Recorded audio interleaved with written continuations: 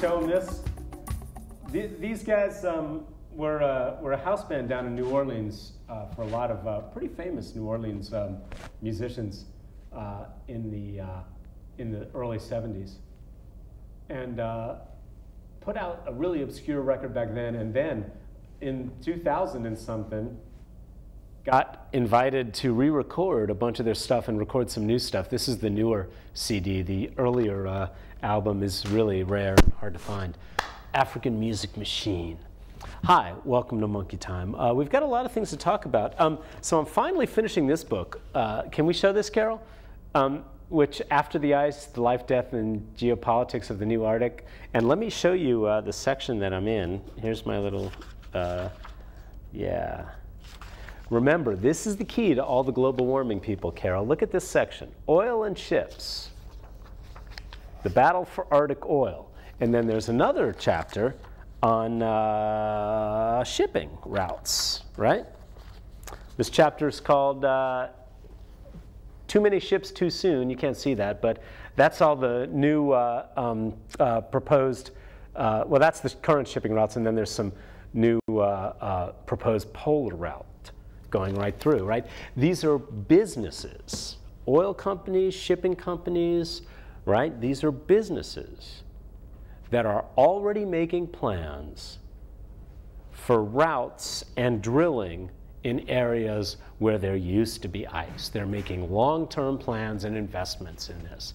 They're looking at the data and they're saying there is no way that this is not going to be a warmer, more easily transportable Arctic. Now, of course, you might say, well, that's a good thing. But the fact that whether you think it's good or bad, whether some people are going to benefit and others aren't from global warming, nobody's disputing that some regions are going to change where the people can be like, oh, this is better. Right, Carol? We didn't have winter. Some people benefit from global warming, but it's never simple. And the point is that if you look at what the capitalists are thinking as they look at the Arctic, global warming as a general long-term trend isn't even in dispute. They're already planning the new shipping routes where there used to be ice. All right, anyway, it's a really good book, After the Ice. I really have been enjoying it, and I'm finally almost done. One of the weird things is that killer whales, which are more southerly usually, have been showing up in increasing numbers. There's so many biological indicators. All these southern species are moving into the Arctic now and wreaking havoc with the ecosystem and just the way things have been there. Change bad, good, always? I don't know, but change is there. It's happening.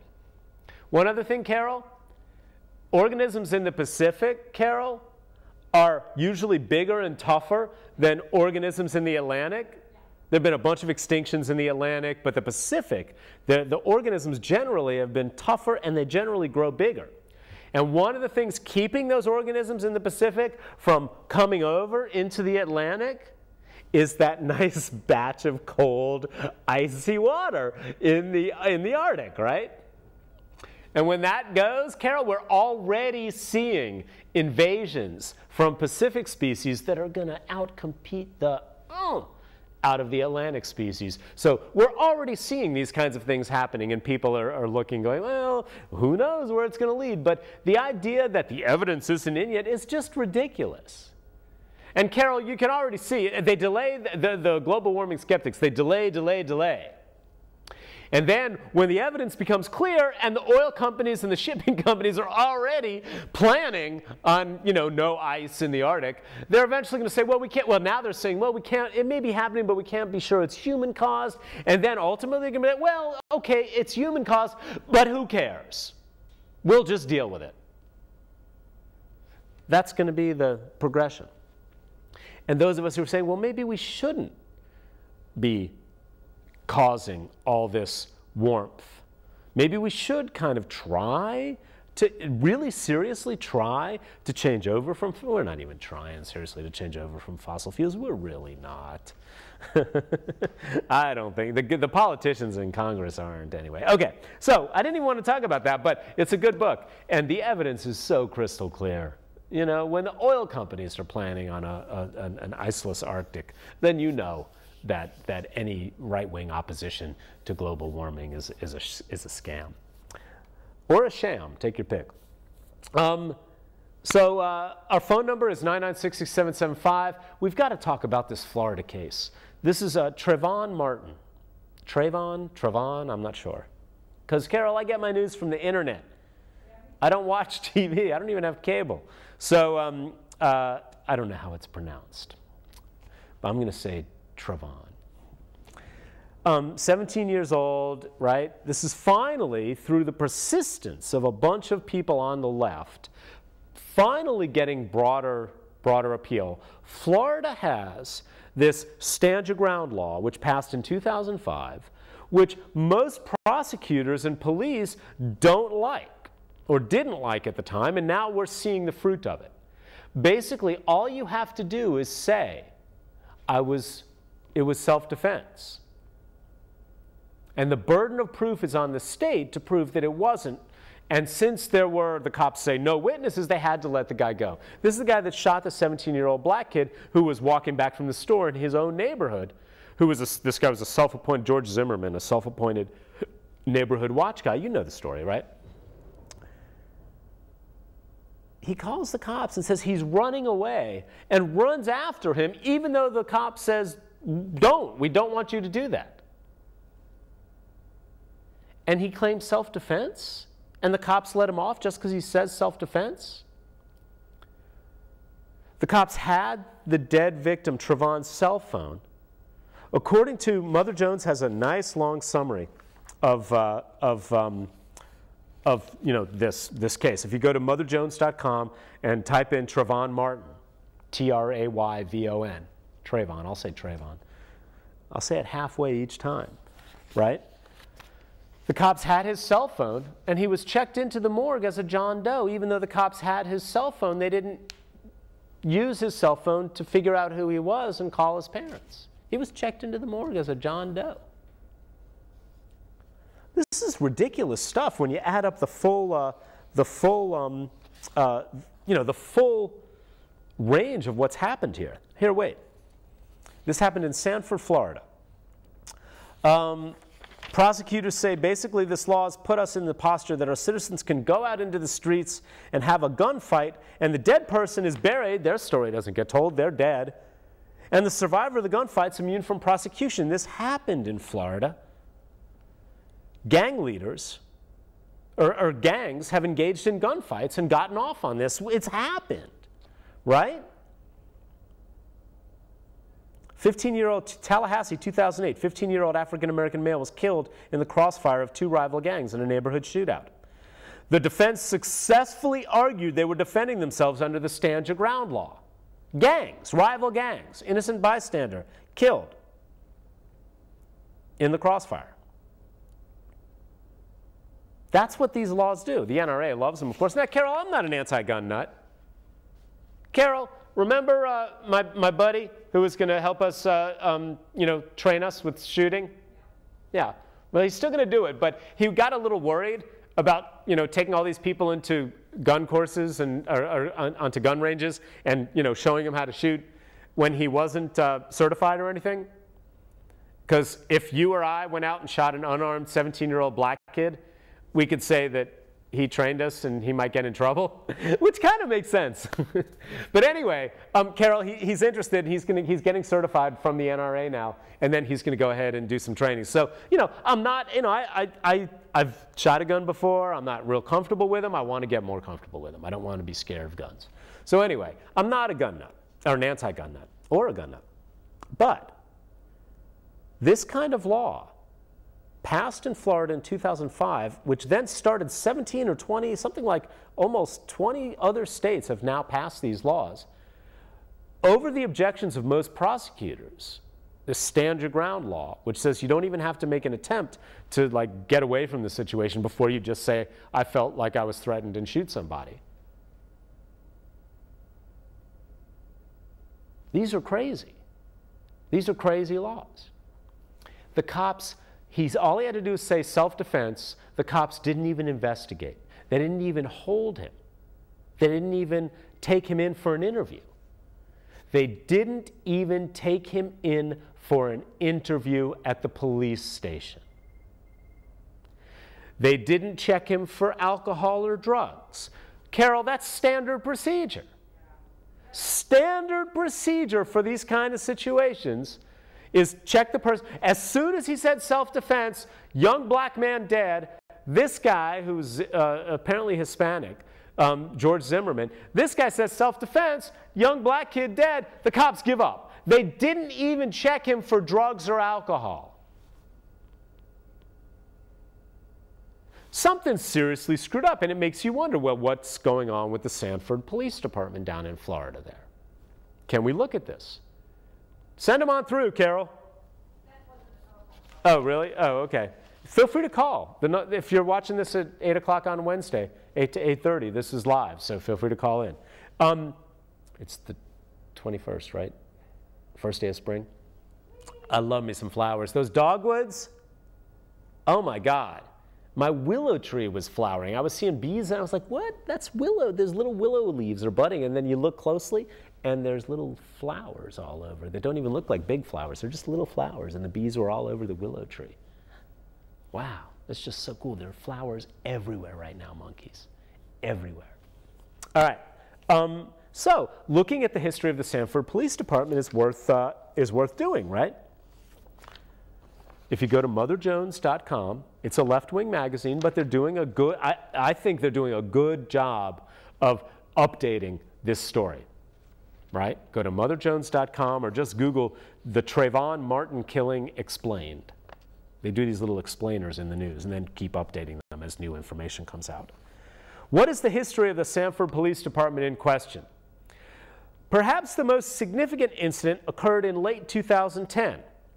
Justin Collison, the son of a Sanford PD lieutenant, already you know where this is going, right, Carol?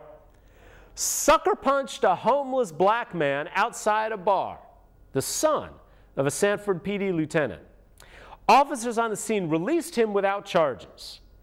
He eventually surrendered. He was forced to surrender after video of the incident materialized online. This is the same police department that let off George Zimmerman without even questioning him, without even taking him in for questioning, testing him for drugs or alcohol, doing anything that any cop confronted with this dead person and a report of self-defense should do. In 2010, same police department, the son of a Sanford PD lieutenant sucker punches a homeless guy. It's caught on video. The cops don't know that, so they let him go without even charging him, and then he surrendered after video surfaced. The police chief at the time of the same police department was forced into retirement.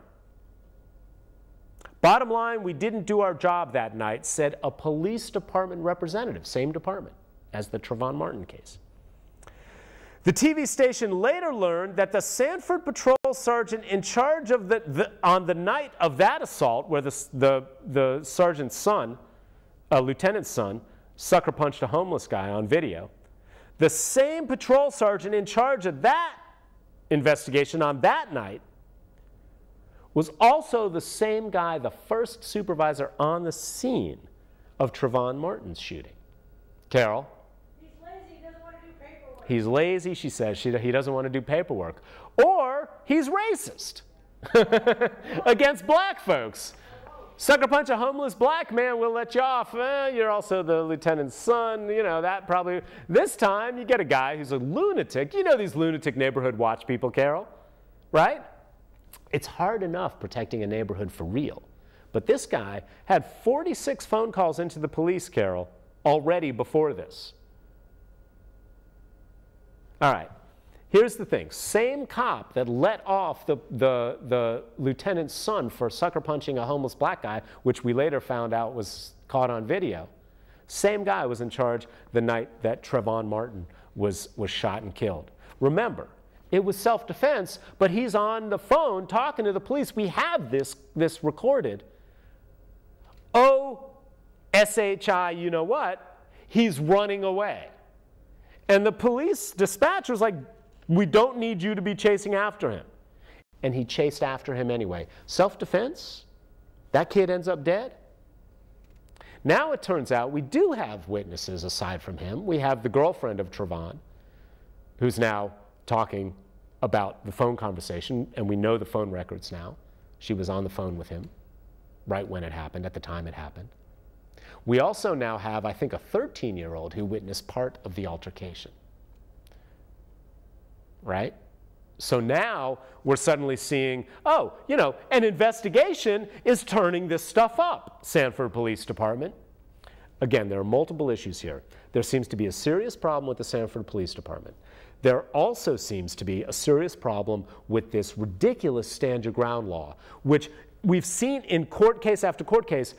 In Florida, huge numbers of people are now claiming self-defense at the drop of a hat, and we've now even seen gang shootings get dropped because of the self-defense stand your ground law. It's not the way it was meant to be, monkeys. You don't have to be an anti-gun nut, and I'm not. You don't have to be an anti-gun nut to say that those laws take away a tool that prosecutors need. And I'm not, you know, Carol, I'm usually very skeptical of prosecutors, right? I mean, you know, the whole idea that prosecutorial misconduct largely goes unpunished in the United States has been one of the key things. Oh, come on. If there are any prosecutors or police out there, you know it's true. You can't sue a prosecutor who denies you your rights, who withholds it. You can't sue. You don't have any recourse. There's no penalties, almost no penalties for prosecutors. We've seen it in death penalty cases in North Carolina again and again and again and again. There are no effective penalties for prosecutors who step over the line. None. Prosecutors love to say we need consequences for every bad behavior, except when the bad behavior is prosecutors, and then they're exempt. So I'm no fan of prosecutors in general. But when you look at this law and you look at what it's doing to the justice system, these stand your ground laws, the clear implication is that they've gone too far. That's all I'm saying. They've just gone too far. Oh, yeah. We got to talk about, let's do the next one. Let's do number, I don't know, 9. Oh, yeah, that one's a good one, too. So the Hillsborough Street thing is kind of interesting, Carol. There were a bunch of neighbors around Hillsborough Street in between the two roundabouts. And there's a great quote in the N&O today about, where was it? About, you know, they're trying to, settled on Hillsborough Street. City Council votes on compromise plan to appease all sides. Bicyclists didn't want on-street parking on both sides of Hillsborough Street. Because when you're because there's a great bike path. So far, there's a bike path along Hillsborough Street near NC State, and cyclists who use the main artery of Hillsborough Street want to be able to go downtown and continue that kind of thing. And if you have on-street parking on both sides with doors opening up into your pathway as a cyclist, and it happened to me on Blunt Street, some idiot wasn't even looking, and just like, you know, boom, pulled it in, and I barely got around him. It's like, look out your window before you open your door if you're on a major street. This is not rocket science. So bicyclists were like, no, we don't want on-street parking. But the local neighbors want to slow everything down so that they can, you know, cross and, you know, do. I understand that, but it's not right for Hillsborough Street. They wanted to deliberately put on-street parking on both sides of Hillsborough Street to slow everything down, right? Even though Hillsborough Street's one of the main arteries going in and out. Now, I don't want it to be a zoom, you know, artery, zooming straight through, and they've done a lot to slow that down along NC State, which is great. I think it's wonderful. It should be a relatively leisurely path. But the neighbors were going way too far. Again, it's just a question of balance. And so what they ended up doing is they came up with a compromise plan, even though Russell Allen was a bit miffed, seemed a bit miffed, I should say, that the compromise plan didn't go through the proper channels, i.e. him, before it happened, which is that we'll have a turn lane in the middle and then one lane on each side instead of 2 lanes, right, on Hillsborough Street. Kind of slow things down a little bit. Neighbors are weird. Neighbors can be really possessive, but when your neighborhood is adjacent to one of the main thoroughfares in town, you kind of lose a little bit of your power. And I love this. Councilman Bonner Gaylord helped broker the compromise between the cycling community and the Cameron Park neighbors there. It's a very civically involved area, he says, Carol. Now, what does that mean, Carol? What? Oh, yes, Cameron Park. It's a very civically involved neighborhood, says Bonner Gaylord. I love that. That was very, bravo, Bonner. Those mofos vote, and they donate money to city council candidates, you know? And you can bet, if you track donations to the winning city council candidates on the council right now, that Cameron Park would be a significant source of donations. You know it. ITB, man. ITB is where all the money is, Carol. Actually, not really, but I thought it was interesting, and I'm glad that they worked something out where there wasn't on-street parking on both sides of Hillsborough Street. That's just crazy. So anyway, the other thing is, what are we talking about? Oh yeah, Chick-fil-A just opened up. The first two-story Chick-fil-A in the world, Carol. Did you hear that? Y'all know that the main owner of Chick-fil-A is supremely anti-gay, right? A lot of my conservative viewers, Carol, are like, all right, let's go to Chick-fil-A tonight, whatever. The point is, you know, businesses can do whatever they want, but, you know, I'm at this point, I'm ready to dress up in a cow suit and find somebody else dress up in a cow suit, both with udders, Carol, so it's a lesbian cow couple, and have a kiss-in at the Chick-fil-A in the new world's first two-story Chick-fil-A at Cameron Village. But, and they have this huge American flag there. And it's just like, oh, please. You're such a bigot. The owner of Chick-fil-A is such a colossal anti-gay bigot that honestly, I will never eat there. And I encourage anyone who cares about that stuff not to give that jerk your money and to go somewhere else other than Chick-fil-A. Now, you get to decide whether you do that or not. Hey, let's hear it for freedom. But for me, that's not even an issue. That's not even a question.